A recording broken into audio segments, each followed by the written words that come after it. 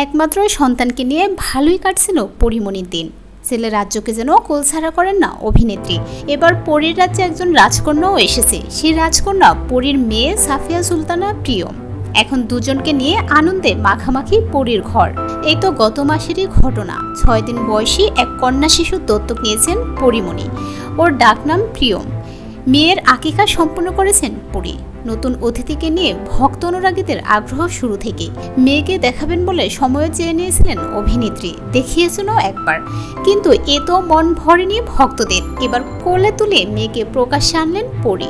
সাথে জানালেন 2 সন্তানকে নিয়ে তার অনুভূতির কথা। মঙ্গলবার প্রিয়মের 1 মাস হলো, তাই তো সামাজিক মাধ্যম ভরে উঠেছে বেগুনি রঙের আবহে। সাদা বেগুনি বেলুনে আর পরীর পরনে ছিল ম্যাজেন্টা বেগুনি শাড়ির সংমিশ্রণ। আদরের সব ছবি দিয়ে ভক্তদের হৃদয়ে দোলা দিয়েছেন এই মায়াবী চিত্রনায়িকা।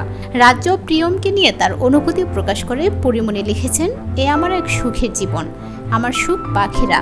আমার মেয়ের 1 মাস হয়ে গেল, আলহামদুলিল্লাহ। এর আগেও কন্যা সন্তানকে নিয়ে তার অভিব্যক্তি প্রকাশ করেছিলেন পরিমণি। লিখেছেন, আমার মেয়ে এলো ঘরে, যার নাম রাখা হয়েছে সাফিয়া সুলতানা প্রিয়ম। এই নামই বিশ্ব চিনবে ওকে। ছেলের পরে মেয়ে, কি যে আনন্দ। পৃথিবীতে আসা 6 দিন হলো ওর। আমার ঘরে ছেলের পাশে আলো হয়ে আছে। আমি ওকে দত্তক নিয়েছি।